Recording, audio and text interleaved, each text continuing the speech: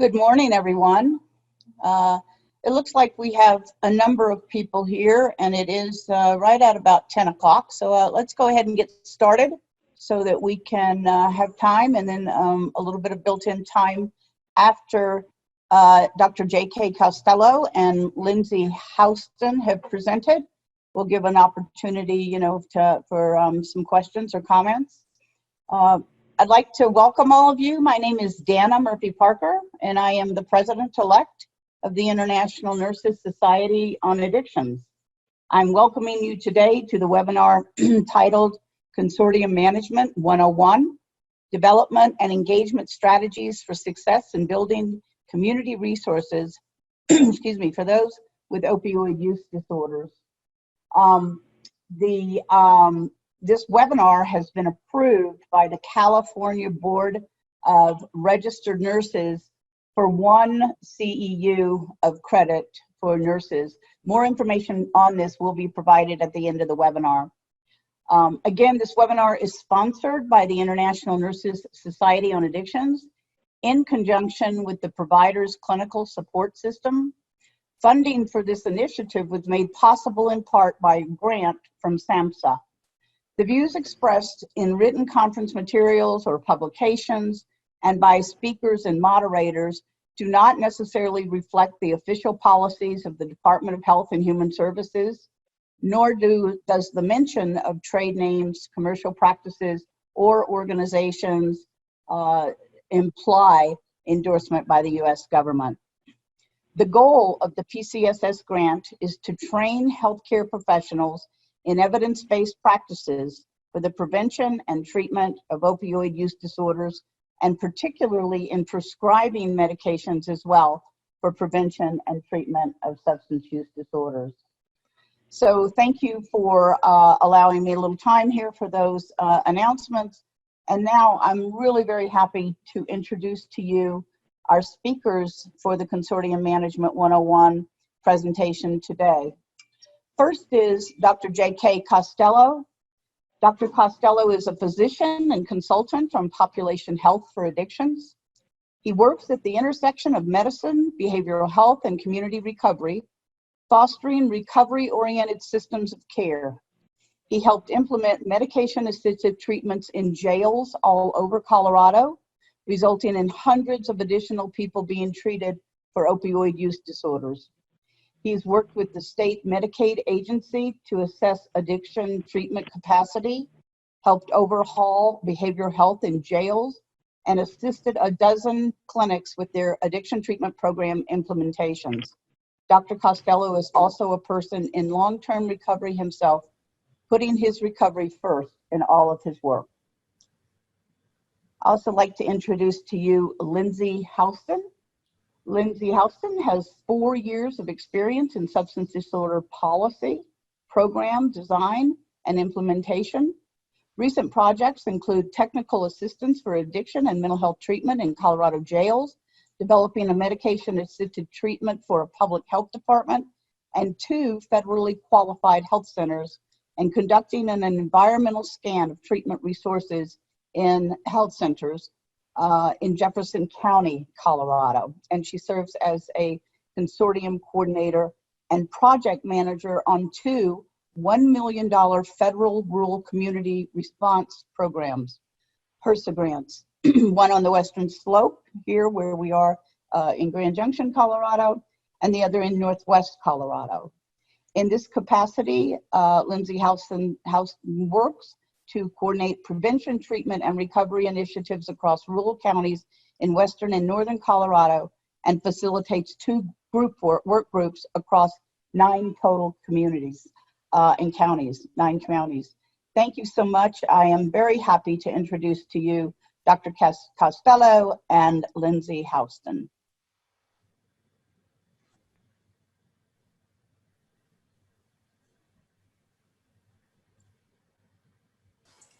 Robert, you may have to let me screen share.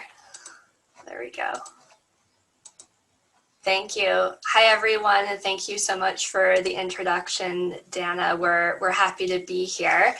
So we'll get get right started here. As Dana graciously introduced us, my name is Lindsay Houston, and I'm here with my colleague, Dr. JK Costello. JK and I are both behavioral healthcare consultants with the Stedman Group, which is a women-owned consulting firm based out of Denver, Colorado. So all of the work that JK and I will be discussing today takes place in Colorado, just to base everyone in where our work is. We work specifically in behavioral health with a real emphasis on opioid use disorder. So all of the work that we're going to be talking about today and the projects and grants that we're speaking about are for opioid use disorder. And specifically, we'll be talking about the 2 federal grants that Dana mentioned, which are Health Resources Service Administration, RCORP grants. So they're for rural community opioid response programs. And as Dana said, they're $1 million federal grants for implementation of opioid use disorder resources that are happening across 3 years here in Colorado. So as consultants, JK and I work with a variety of different stakeholders across our state. We write a number of substance use focused grants for Colorado through some funding with our legislature. And we also manage a bunch of federal grants and consult on individual projects as well, specific to substance use. And Dana mentioned some that we've worked on before. JK's done quite a bit of work in the jails across Colorado with medication assisted treatment. And we also work with a variety of public health departments and different organizations as well. Stedman Group as a whole and our behavioral health consulting division has a specialty and strong focus on population health for substance use disorder. And today we're going to be talking about our 2 federal grants that we're managing. One is St. Mary's Hospital. We already worked on their planning grant, or we are in the process of working on their RCORP implementation grant, which again is 3 years. And then we also work with Memorial Regional Health, which is based in the Steamboat area in Northwest Colorado, on their RCORP implementation grant as well. So today we're going to be talking about developing and maintaining consortiums specifically for opioid use disorder, community-based programs and projects that we've experienced. And so we'll be talking about our lessons learned and tips and tricks along the way. JK, do you have anything you want to add to that? Yeah, I would just say, this is our experience with these 2 federal grants. I think most of this is really applicable across any type of consortium management, whether that's an internal group at your hospital or health center, or a larger community consortium, which is what we'll be hitting today. So, the other thing is that we're going to be talking a lot about the instrumental ways, like the things that we can share that will help manage the consortium. But probably the biggest thing that we can share as far as consortium management is your personal and emotional engagement in the topic of addiction and recovery is really crucial. And I think that all our, the good things we've done in community consortiums really flow from that. The fact that we care, we put recovery first. We prioritize having people in recovery in our consortiums, and recovery is really at the center of our work. And that comes across in everything we do. So all the organization and all the tips we have for managing the consortium are really important. But without the personal connection and the, being recovery centered, I don't think we would have nearly as much success in this. So I hope you can take that away, that making that explicit a lot is very important for us. Thanks for that, JK. So a few of the things to consider before we delve into this presentation is really, what is a consortium? And we like to think about this when we are awarded a grant, when we're considering about putting a proposal in for a new project that's around opioids. Really, what do we want the consortium to look like, and what does that mean to us? So that's an important thing to think about when you're putting together your proposal. And what I mean by that is, how much of a geographic area is your consortium going to cover? How many counties do you want them to be contiguous, next to each other? And this has implications for how the consortium members are going to interact with each other, as well as how efficiently or inefficiently, in some cases, work might get done. And just to give an example of this, the image here on the right, the map, is of our planning grant that we did Our service area for the planning grant was St. Mary's Hospital on the western slope of Colorado. And there's 11 counties that were a part of this planning grant, which was super ambitious of us to take on. And we actually ended up downscaling our service area to just 5 for implementation, which has made for a lot more effective and streamlined management, as well as work getting done in the grant area as well. So some practical things to consider as far as how large you want your geographic area, how many people you want to be a part of your consortium. Ours varied, but I'd say we normally have 40 or so people who are members of each of our consortiums that we're working with across our service area. And we're going to touch on this in more depth in a few slides, but really thinking about in the early stages, who should join, who you want to be part of your project, especially if it's going to be community-based. Who do you need representation from the community to make it representative and impactful for your community? And representing people across the continuum of care, which we'll talk about in a bit, and as JK has touched on already, especially involving folks who are in recovery, and also who may actively be using substances is a really important part of that. So the people who join your consortium really impacts how the operations of your grant is going to go, and also your reporting metrics out to whoever your funder is, whether you're submitting a proposal or have a grant funder that's behind your project as well. So these are all just early things to think about as you're putting together a proposal for a project.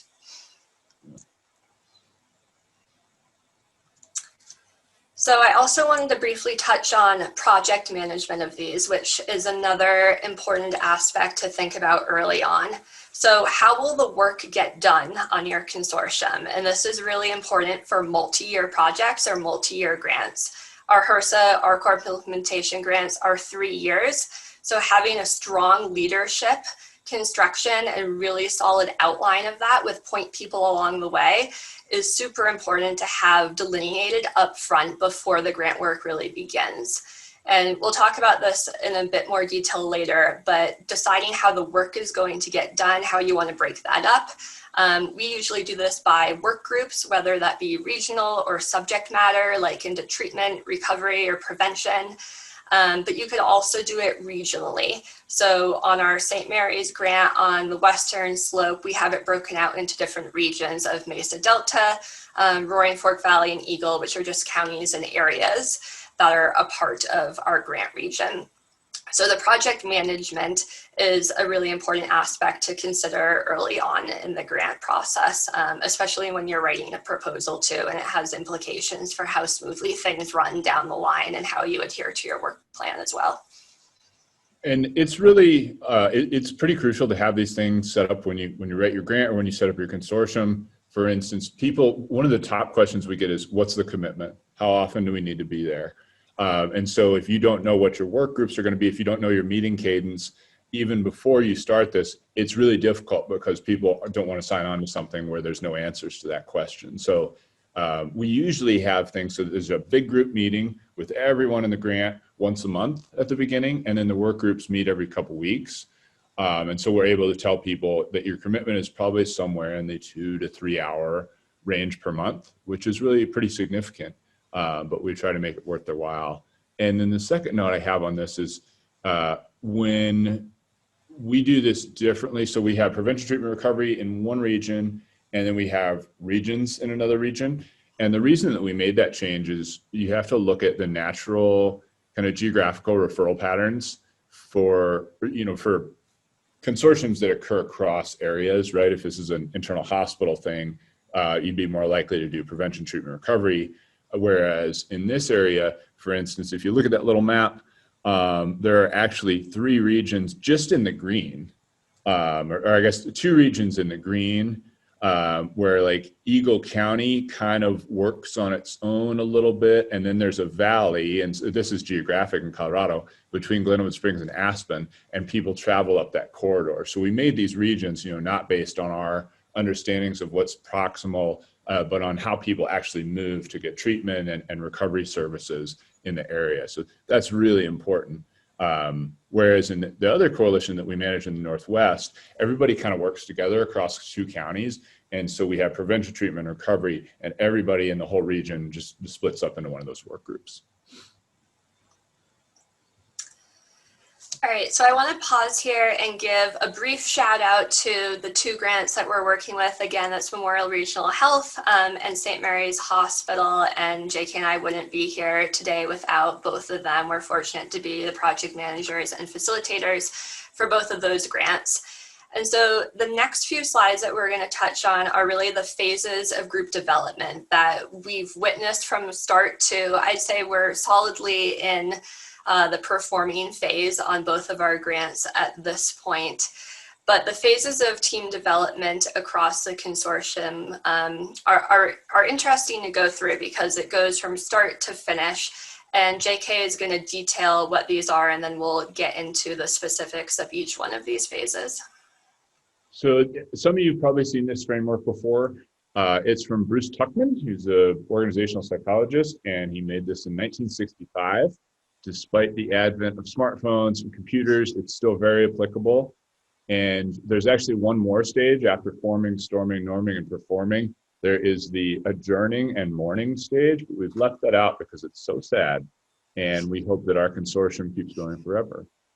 So briefly, these are fairly self-explanatory, but they go in order, usually temporal order. And then, as you see, there's a downward slide, so things don't just get better all of a sudden, but we go from forming, storming, norming, to performing, and really the formation for us happens prior to the award of the grant, when we're getting things together or when the application process is going on. So really the low point is about when the grant starts, and then things tend to get better from there. So we'll go through each of these stages and talk about our experience with forming, storming, norming, performing, and how we made it through each of those stages. So as JK said, the first stage on this group development is called the forming stage. And that's really when a team meets and learns about the opportunities and challenges of the project and then agrees on the goals and how to tackle them. So as I said earlier, establishing who is at the table for your grant or your project is crucial. I can't emphasize the importance of that enough. And really that should start well before you submit your proposal or before your grant. And one easy way to do that is to really put a lot of emphasis, time, and consideration into your letters of support, letters of commitment, that writing period of the grant to really gather stakeholder input, buy-in, and support, and really show that to funders. So when we're talking about who's at the table, we want to have representation from the prevention, treatment, recovery, harm reduction. Again, big emphasis on the recovery community being a part of making the grant, thinking about the processes, work plan initiatives, and things like that. But having that strong continuum of care represented over all of those aspects is an important part of figuring out who's going to be at the table. And perhaps more importantly than who's going to be part of the grant is who's missing. And that's something that you're going to have to reassess continually throughout the duration of your project. It's important during the forming stage for sure, but you'll have to reassess it out of all the stages that we're going to be talking about today too. So again, who could be there that isn't? It might be somebody who's underrepresented in the region. Sometimes we've had a hard time getting folks who are in active use to be part of our consortium. That's something that we're working on, but definitely an important demographic to be part of the consortium and of the grant project as a whole. So again, those partners are identified really early. So in the writing phase, preferably before you start writing a single word down in your Word document on your computer for the writing phase, you want to start reaching out and thinking about who those letters of support should be. Law enforcement is a great group to include that sometimes can be difficult to engage, but can be a really important partner. So making sure that they're diverse and engaged from the start. But also with that, once you engage people, you have to ensure that they stay engaged and stay motivated throughout their process of working with you on the grant. So if you have a 3-year grant, you're going to start engaging them probably 8 months or so before you're even awarded a grant for the writing period and then the time it takes for the funding decisions. So you have a long time to keep people engaged and motivated in the work that you're doing. And we're going to talk about some tactics that we've found helpful for that today. But re-engaging with folks after they drop off, if you stop getting email communication with them, they stop attending monthly consortium meetings, those are prime opportunities to re-engage people and really interact and ask them why they dropped off. Sometimes it's simple, like a schedule change or a conflict. Other times it might be that they feel like their expertise aren't warranted. And so that's a great opportunity to engage them and let them know how they can contribute to the grant work as a whole. And then another part of this is demonstrating that people are valued. And you can do this through a number of ways, but an easy way that you can do it up front is just through your budget. So when you're building your budget for your proposal or grant, really try to include money in there to pay people for their time and for their expertise. And one example of this is with our federal grants. We have pretty hefty data reporting requirements that happen twice a year for provider level data, like number of people screened for substance use disorder who screen positive, number of MAT providers in the region, things like that. And so we build in money in our budget to compensate providers for entering that data accordingly. And the same thing for our work group leads. JK mentioned that we have regional work groups on one of our grants, and those are actually headed up by regional work group leads who are local to those areas of the state. And so they are paid out accordingly for their time as regional work group leads in that area too. So we want to make sure that people are valued both monetarily and by giving them shout outs for successes in their contributions. So in the storm and norm performing rubric, they say team members are usually on their best behavior, but very focused on themselves. Mature team members begin to model appropriate behavior even at this early phase. Members attempt to become oriented to the tasks as well as to one another. So we really split our time between these two things, being oriented to task as well as one another, making sure that we do a lot of introductions toward the beginning, but also looking at the work plan so that people can understand what our big picture work is as well as our primary objectives. And on developing a strong team, I mean, I can't emphasize enough how well I think we do this up front, is like combing through and make sure we got prevention, treatment, recovery, got all the experts in the area, and we still miss people all the time. And that particularly people in recovery, Hispanic community, have been difficult for us to engage, frankly. And so we revisit this very frequently and reach out both on an ad hoc project basis for people, as well as for ongoing engagement in our consortium. And some of the things that we do to try to re-engage are, if somebody drops off, we'll say, hey, is there somebody else at your organization? I know you're busy. Is there somebody else at your organization that could join our consortium? Or maybe you're in the wrong work group. Maybe you're going to prevention work group and you found out that that's not really your thing. Would you want to join our treatment or our harm reduction or our recovery work groups? Maybe that's more relevant to your work. And so we give people options. Sometimes we'll say, hey, if you can't make it to the big group meeting, we understand, but if you could come to the work group meetings, that'd be really helpful. So try to give people a menu of options that help them engage in a way that's meaningful to them. Can't emphasize enough that paying people does work. It allows for both them to understand that you value their time. It also allows for contractual obligation. There's a contract that says you will show up and do this and this and this.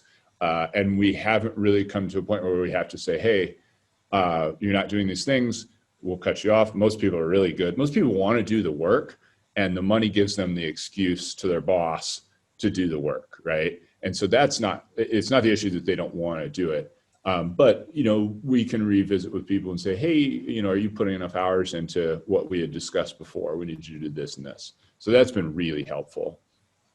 I can't emphasize enough, getting people in recovery on at the beginning shows people that you value recovery, gets other people in recovery willing to join the work group. Next slide. So the next slide is our storming phase, and this really starts when you're awarded a grant or a project starts. So as soon as that award happens, we're basically in the storming phase of things.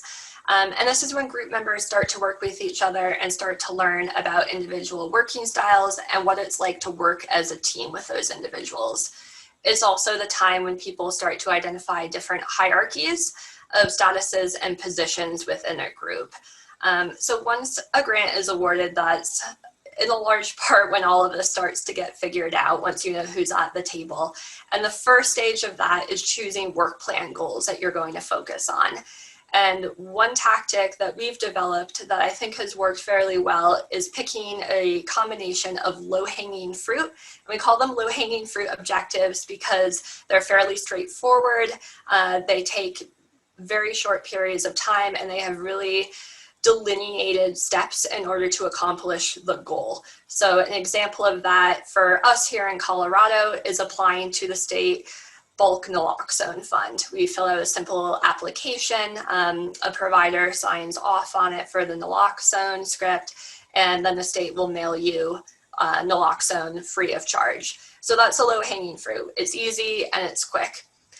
The long-term objectives, on the other hand, are things that might take several months, maybe a year plus. So an example of that is getting peers into the emergency department for folks who have experienced an overdose or another substance use related event. So that doesn't necessarily have clear steps. There's a lot of bureaucratic hoops to jump through in order to get peers into the ER, but having a combination of those quicker, easier initiatives and long-term ones that are a little bit more difficult really lends itself to letting the group have a feeling of motivation because they're checking things off the work plan and they're accomplishing them, but also there are some longer term things for people to really take responsibility for and work on long term. We've also discovered that lavishing time for networking, even on short calls, is really important. So all of these projects are really based in the community. And a lot of these folks know each other already, but some of them certainly don't. And that's something that I think I've been continually surprised by, is just how much integration and sharing of knowledge has happened through these different consortiums and projects, even within a region where folks have lived and worked for a really long time. And this also allows for people to network with each other and reduce duplication, as well as sharing resources and knowledge about different treatments that are available, different recovery meetings that might be starting. We hear about these all the time on different calls that we have. And the other thing that's, I would say, paramount for the storming phase is developing a really steadfast communication strategy that you're going to stick to for the duration of the grant. As JK mentioned earlier, a lot of folks who are part of consortiums have full-time day jobs, especially in this line of work with substance use disorder. People are busy. They have a ton on their plates already. And so developing and sticking to a strong communication plan that's really streamlined is important. It lets people know what to expect, and you set the expectation of yourselves as facilitators and managers, as well as the participants in your consortium too. And so an easy way to do that is to delineate really clear leadership roles from the get-go. So who is your point person for all questions? Where will communication be coming from? How often can you expect it? What does the project director do? How are work groups broken up? All of those things happen in the storming phase. And you should have an idea of how you want to do this before the grant starts. Ideally, but the actual forming of this happens in the storming phase. But again, you'll probably write a lot of this into your proposal for your project of work groups and all of that kind of thing. So also in the storming phase is really when people get to know each other and start to work out any problems with personalities within the group. And I think we haven't had very many issues with this. But it can certainly happen during this phase as people get situated within their roles and work groups too.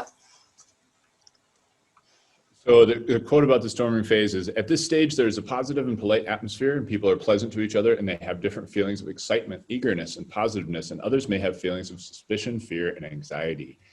A lot of people drop off at this phase if they don't feel like there's a lot of progress being made. We have a particular work group that I would say has been in an extended storming phase, where we had to combine two work groups in the region so that there wasn't duplication of efforts. And I think the worst thing that, maybe not the worst thing that could happen, But the thing that happened here was people got used to doing nothing during this extended storming phase, and now they expect to do nothing. And that's really hindered this particular work group in that they really just attend to listen. And when I say, hey, could you pick this up? People just look at me like I'm crazy. And they're used to, either the facilitator or nobody doing things. And so during this storming phase, in addition to, making sure people know each other and they know the tasks, that you're also asking people to do even small things so that they feel part of the group and they feel like everybody is doing something as part of the group.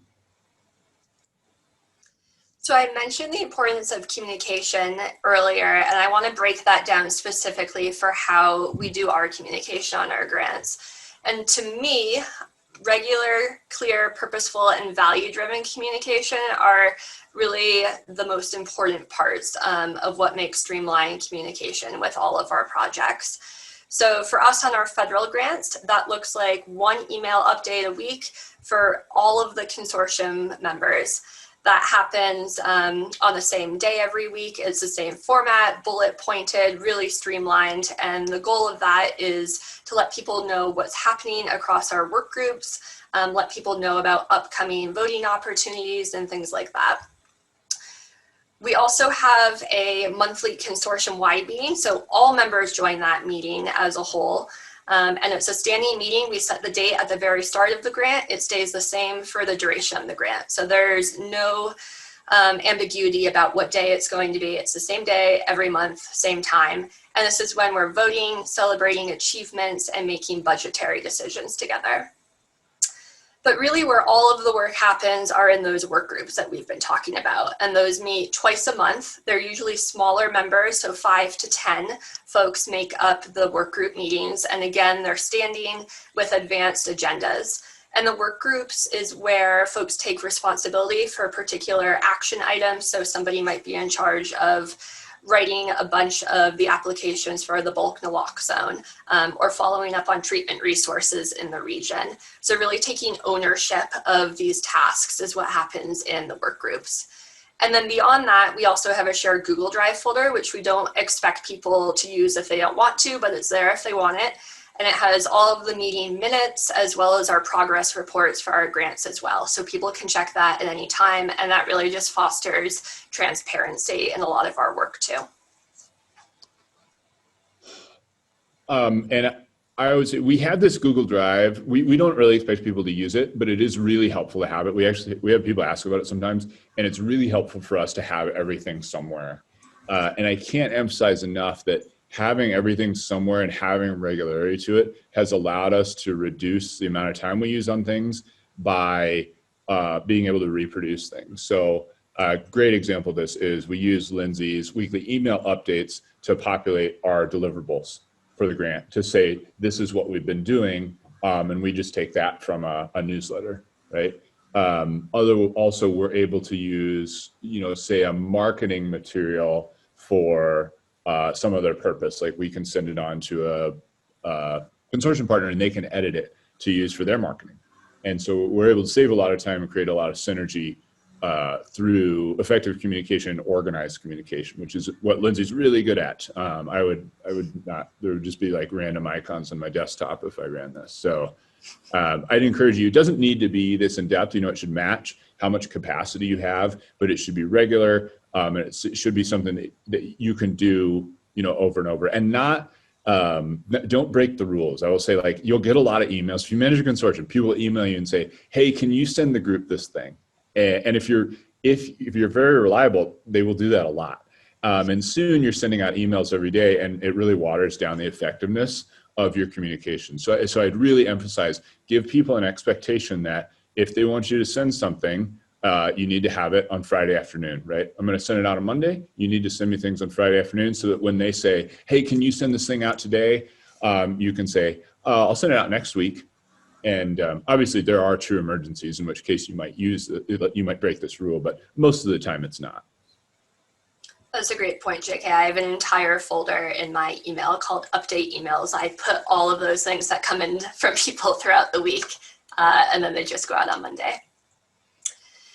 So the other thing that strong leadership can lead to is new opportunities for you and for your region. And we've experienced this going from our planning grant to our implementation grant, with really coordinating with other grants and projects in our area. So St. Mary's, who we worked with on our planning grant, they had another practice, Mid-Valley Family Practice, that ran their own planning grant in a region right next to us. And we attended each other's meetings, helped each other out with our progress reports during the planning grant, and really worked pretty closely with this other organization on their planning grant. And then they actually decided to join forces with us for implementation. So that's a really nice example of how you can combine forces, energy within a region in order to go after the same funding and really make an application stronger. And I also want to point out that funders love this. In your application, if you can pinpoint the kinds of communication and background work and your knowledge of other projects that are happening in your area during that application period, funders love that. They don't want to duplicate money in a region, and you also don't need to have 5 different funding opportunities in a given state of everybody doing the same work. So really combine forces and reduce duplication across your grant as much as possible. Yeah, it's crucial that, as a consortium leader, you understand what's going on outside your consortium. Because you can run a great consortium and then find out that there's somebody in the county next to you that you've just done the same thing as. So numerous examples of how we benefited from this are we have arranged a marketing initiative that's going to work for 2 regions instead of just one, with minimal changes from one to the other. We have taken one of our initiatives to have a recovery ready workplace initiative and actually gotten a statewide organization to pick that up and do all the work, so that every region doesn't have to duplicate this recovery ready workplace initiative. And then most prominently, we're very aware of the opioid settlements that are coming down nationally, and actively linking our consortiums with those opioid settlement discussions so that we are first in line when opioid settlement money comes down. And that's directly contributing to the sustainability of our consortiums. And that's an example that I think probably everybody on this call should be aware of. Everybody in the US, I know this is international, should be aware of that opioid settlement money is coming. If you have a consortium, this can help expand or continue your work. If you don't have a consortium, it could help you build one. Great points, JK. So far we've been through the forming and the storming phases, but now we're really getting to the exciting part, which is the norming and performing, and you're really hitting your stride with your consortium. Work is getting done. Really the wheels are greased and things are moving along. So we're going to detail those next. So for the norming phase, this is when resolved disagreements and personality clashes result in greater intimacy and a spirit of cooperation emerges. In this stage, all team members take responsibility and have the ambition to work for the success of the team's goals. So one really clear example of how you know you're in the norming phase is that it's easy to get guest speakers. We try to have guest speakers come to all of our meetings, but especially our monthly meetings. We really like to have somebody open up with their story of recovery and their experience with recovery. So we do that about every other meeting for our big monthly calls. But we also have guest speakers come to our work group meetings. And a couple of examples of that are peers. So folks who have worked as a peer in the community. We've also had the director of opioid response from the Attorney General's office. JK was mentioning the opioid settlement money a second ago, and they've come to speak a lot about how that settlement money is going to be doled out across Colorado. So I think Heidi Williams has been with us twice across both of our grants. And then we've also had other programs that have had successes with similar workplace or work plan initiatives. So we had another recovery organization who sourced the peers for a peer in the emergency department program in Colorado Springs to really tell us their lessons learned of how they made that happen. And again, as I talked about earlier, we're always recanvassing to find new or lost organizations. So again, that's important at the beginning, but even more important at this period as folks may drop off a little bit once you're a year or two in the grant. So really keeping that engagement strong and making sure that you're re-engaging folks who have dropped off. And our attendance at this point for both our work groups and our consortium-wide meetings is really consistent. Again, we normally have 8 to 10 folks who are part of our work groups, and they're attending regularly. They actually let us know if they're not going to make the work group a couple days in advance if they're going on vacation, which is nice to know ahead of time. But people are really consistent in their work and in their attendance.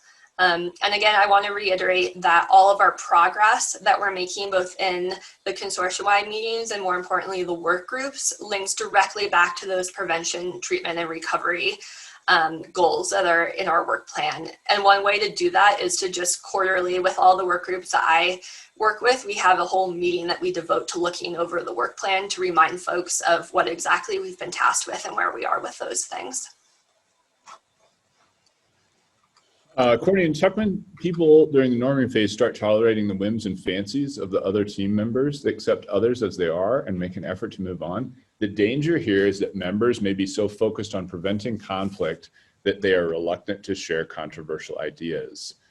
So this, people want to play nice, right?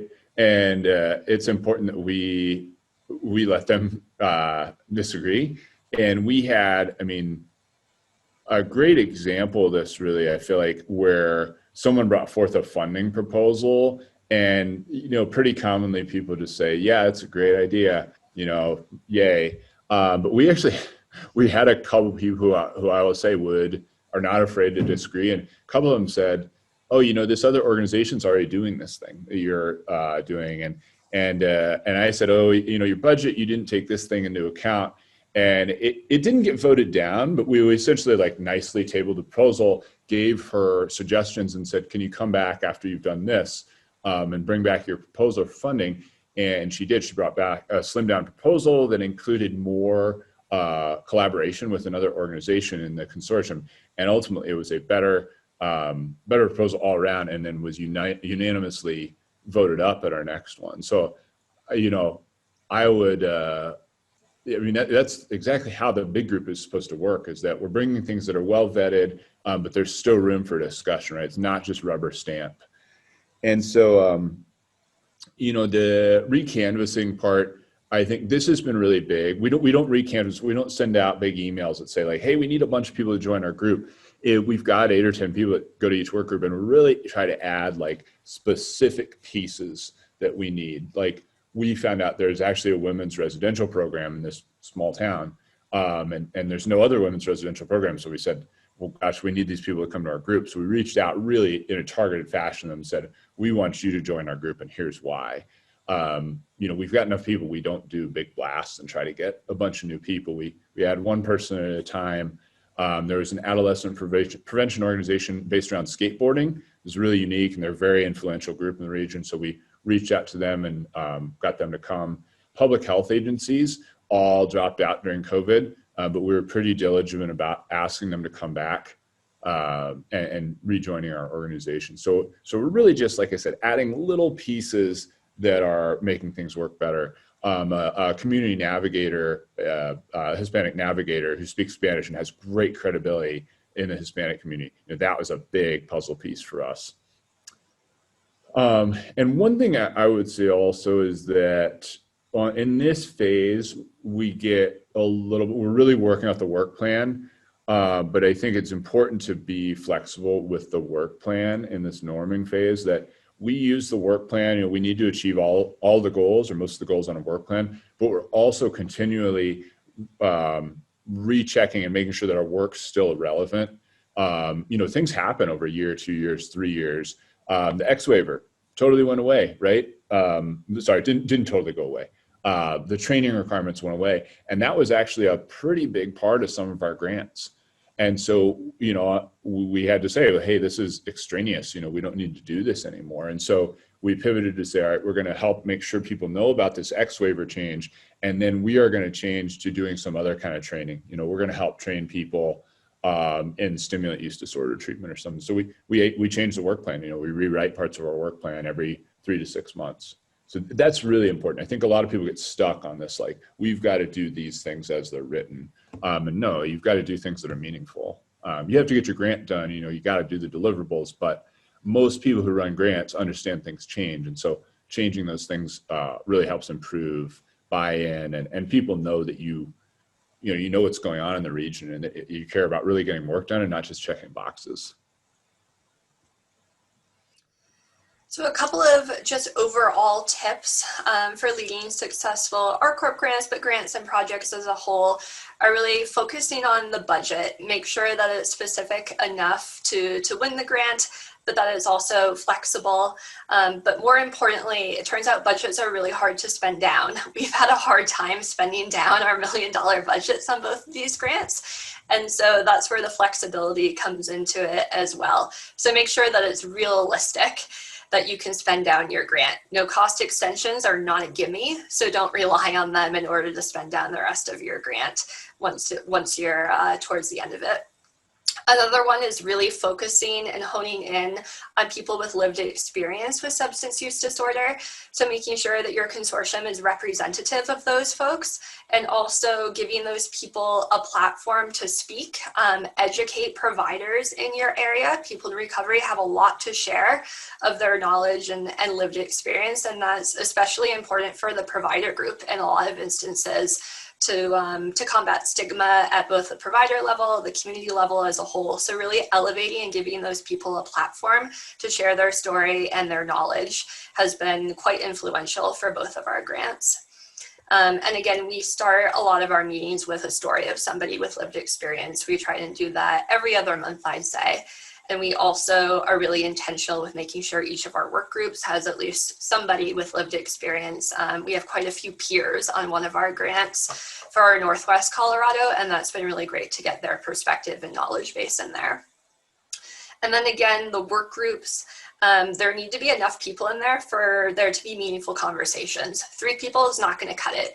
You have to have 5 to 10 folks who can really share the workload and take on responsibility and keep that responsibility up over a long period of time. And people will sometimes come and go as responsibilities at day jobs ebb and flow, and that's okay, but you need to have backups and other people to stand in for them too.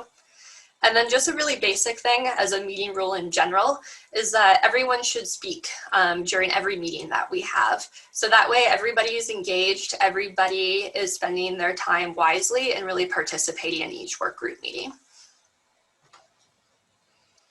A couple other tips I have on this is one that I've learned more recently since we made this slide is like we live out the best practices. We really try to be leaders in the area. So an example of how we did this was we were making marketing materials, and a lot of times I use the term addiction when I do something public facing so that people understand, hey, addiction, this is something publicly they understand. But really substance use disorder is a more reasonable term. And so we were making a marketing flyer and somebody said, well, shouldn't we call this substance use disorder?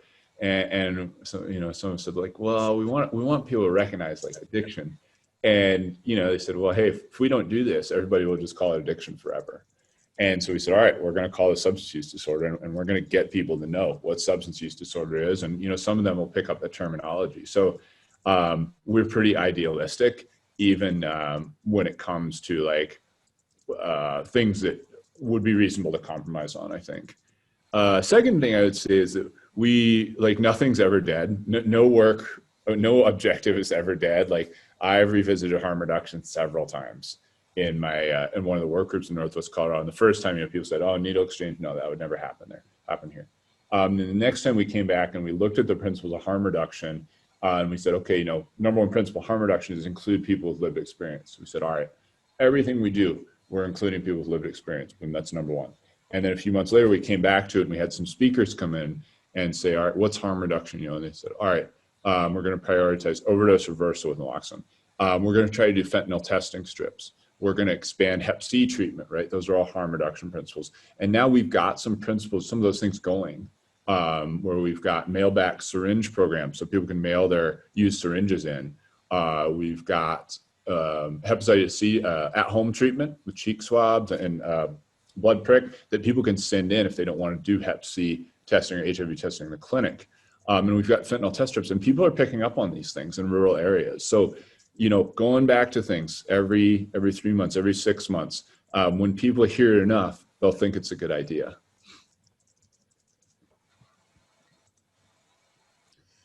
All right, so a few more helpful tips. Delegating the work across a grant is really important. As consortia managers and facilitators, we cannot take on the entire work plan ourselves. The grants are really based in the community and they're for the community, so it should be the community doing the work. And so folks who are in the work groups, lean on them, assign them certain tasks and work plan initiatives, and make sure that people know what they're responsible for and are invested in making that happen too.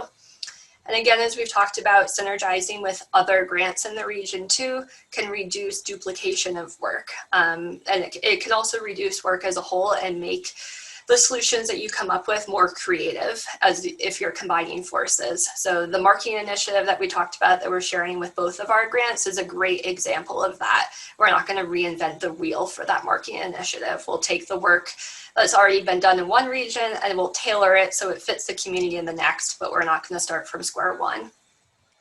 And also really reaching out to existing initiatives that are successful. So Shatterproof is a great anti-stigma, like workplace initiative campaign that we've tapped into. Let subject matter experts lead the way. You don't have to know everything as a facilitator, and you shouldn't, as a matter of fact. You should call in experts to really bring knowledge in on specific areas. And then communicating success is also really important. Sharing out accomplishments with work groups and the consortium-wide meetings is a great spot to elevate people and recognize them for their time investment, as well as their contributions too. And we do that internally, but then externally, which is something we're working on right now through campaigns, websites, conferences that we're hosting. These are all great ways to really advertise the work that's happening in your region and get the word out. This has been especially important for us as we're about to receive some of the opioid settlement funding in the region. And so getting our work out to county commissioners about what we've been doing in the region, whether that be transportation initiatives or marketing initiatives, prevention with mental health first aid, all of those things, county commissioners should know about so that they know where funding should be going in the region. My only note on this one is just the networking, like I said, knowing what's going on and looking outside your consortium will save you a lot of time and make things a lot better. Like we have this recovery ready workplace initiative, and we thought, oh, we'll make all these cool flyers and stuff like that. And then we looked around at what was going on, and actually there's a national nonprofit called Shatterproof that has a series of videos. So we just used some grant funds and we contracted with them to use their videos. And then we saw, oh, Connecticut has this really cool toolkit. And I literally found somebody's name on the Connecticut toolkit, and I called them in Connecticut and I said, hey, can we use your toolkit? And they said, yeah, sure, do whatever you want with it. And so we got these two things that, I think we spent a total of like $7,500 and got these primo, like nicely designed things that were really good and not just met our needs, like they were better than anything we would have done. And so I would say looking outside your grant, you're going to save a lot of time. And then another thing is if any of you are in public health departments or near schools of public health, a lot of these do require a lot of legwork. And so we utilize interns and students doing their capstone project or their master's or their undergrad thesis extensively. And so, make sure you're utilizing those things. That there's a lot of, I don't call it free labor because it's beneficial for both sides, but make sure you're utilizing students and interns as much as you can. And in the final phase, this is called the performing phase, and this is when group norms and roles are established. Group members focus on achieving common goals, and they often reach an unexpectedly high level of success. And at this point, everyone is motivated and really knowledgeable about the work that's happening. So one example of this is that the facilitators, so JK and I or the work group leads can leave. We can be on PTO, we can have a meeting conflict. The meetings will happen without us. We're not stressed about them being facilitated by somebody else. We can hand off the agenda to somebody in the work group and the meetings run really smoothly without our input, which is great. We've done all of the legwork and now the consortium really runs itself. So the performing phase is a much less work intensive and time intensive phase of the grant, which is really nice. Also during this time, external communications are starting to happen. So at the state level as well, again with the county commissioners. And we also put together a state of the substance disorder state meeting with our county commissioners and elected officials to educate them on a lot of the work that's been happening in our grants and in our region, so that they know about funding priorities when the money does come down for the settlement funding. So starting to reach out to the community as a whole to let them know, even at the state level, what's going on. All the great work that you're doing is important. And then word of mouth about our meetings and the consortium really starts to get out to the community during the performing phase. And so people ask to join our meetings. They hear about the work that's happening in the region. We get emails all the time about new members wanting to join, and we can add them really easily. So again, sourcing those new members and figuring out who is missing is a constant thing to be thinking about and doing throughout the course of the grant. And JK, I think you were going to talk about just like how much is getting done at this stage too. It's amazing how much of the work plan is happening at this point. Yeah, I mean, performing, it's really, when everybody's working, even a little bit, we just ask people, like, if you put in 10 or 15 minutes a week, or even like every 2 weeks between work groups, we get a ton done by leveraging people's expertise and their contacts. And so we try to break it down to, just get this one thing done, send this email in between work group meetings. And I mean, it's really incredible when we look at our big group meetings at what's getting done in the region. We have, opioid settlement work going on. We have a telenovela coming out from a local Hispanic organization to dispel stigma on SUD in the Hispanic community, which we like never could have got done on our own. We have a paid marketing initiative. We have more transportation in the region. We have now a spin-off methamphetamine grant that we're going after. We're doing evidence-based treatments. And I mean, hepatitis C treatments, like, it's dizzying how many things are going on. And all that is just the, it's the compilation of a bunch of little pieces of work and emails that people send between meetings with good organization and the recovery focus layered on top of that. So I don't know how we got here. Like, I remember a few months ago thinking, we're not really getting anything done. And then I remember a few months later thinking, wow, we're really getting a lot of things done. And I don't know when that changed. But I'm sure there's a quote about a lot of people working together to get big things done. That it's a true quote. It's totally true.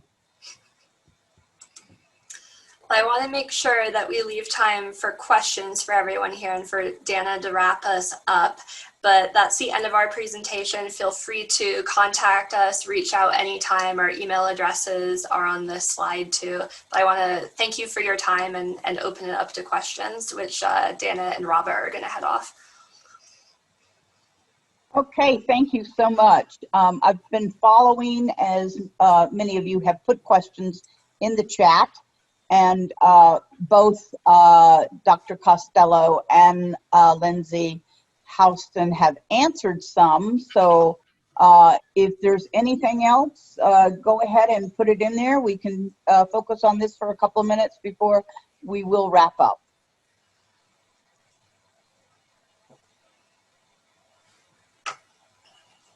There you go, Tammy. You're muted, so if you can unmute.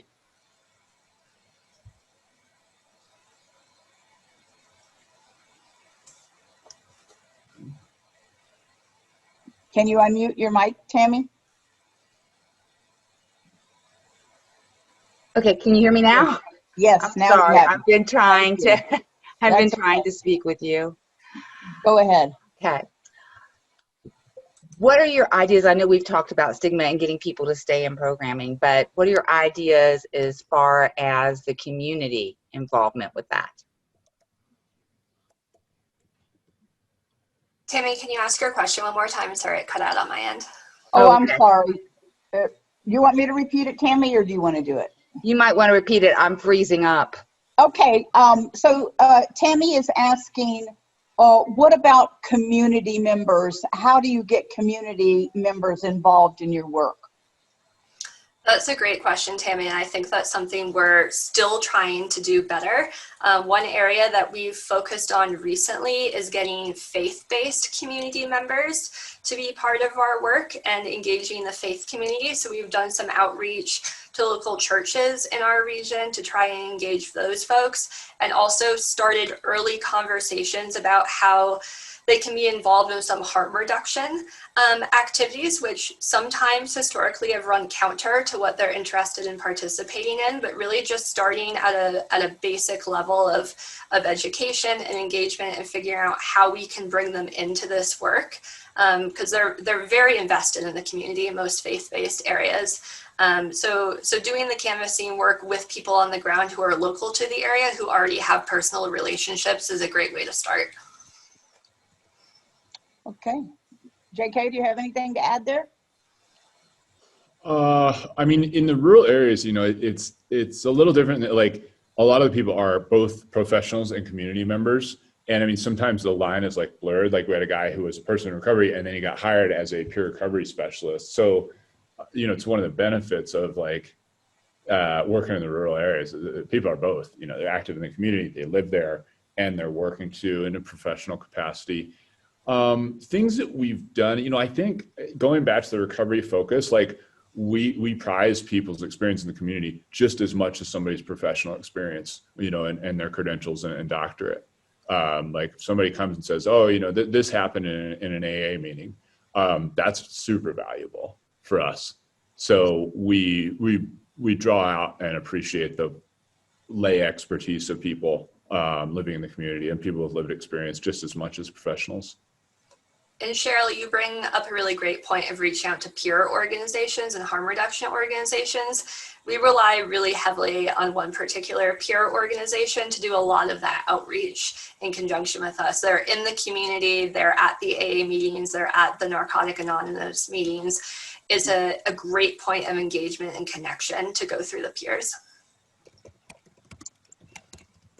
I want to thank you both so much, Dr. Costello and Lindsay Houston. This has been really informative. And as someone who's been a part of our community here in Mesa County, I have a much deeper appreciation of the work that's gone into the projects that we work here together. So thank you so much. And I would ask everyone, if they would, maybe to unmute yourselves, and let's give Dr. JK Costello and Lindsay Houston a big round of applause. Thanks, everyone. Thank you very much. We really do appreciate it. So let me just kind of finalize things here. We have just a few more slides for the PCSS program. The PCSS Mentor Program is designed to offer general information to clinicians about the evidence-based clinical practices and prescribing medications for opioid use disorder. For more information on this, please visit the link at the bottom of this slide. PCSS would like to make you aware of their discussion forum. If you have a clinical question or you would like to offer your expertise on various topics, please follow the link again at the bottom of this slide to set up an account and to participate in the forum. PCSS is a collaborative effort led by the American Academy of Addiction Psychiatry, AAAP, in partnership with the organizations shown here. And finally, just to mention, earlier I said that this webinar is approved by the California Board of Nursing for 1 credit for continuing education. To receive your certificate, you'll first be required to complete the SAMHSA post-event survey. The survey link will be sent to you in a post-webinar email that you'll all receive in a few minutes. Upon completion of the survey, you will automatically be redirected to the CEU certificate form, so be sure to leave your browser open because you'll automatically be transferred to the certificate form. On the certificate form, add your name, contact info, email address, confirm that you viewed the webinar, and you'll receive your certificate by email just as soon as you hit that submit button. So don't forget, fill out the form and click that submit button and you will receive it. If you have any questions at all, please contact IntNSA Executive Office, Robert Ranieri, who is our Executive Director, has been on our webinar here, and thank you to Robert for all of his work in helping us to set this up. And again, I really want to thank Dr. JK Costello and Lindsay Houston for some very informative information about the work being done around Colorado in terms of substance use disorders. Thank you so much.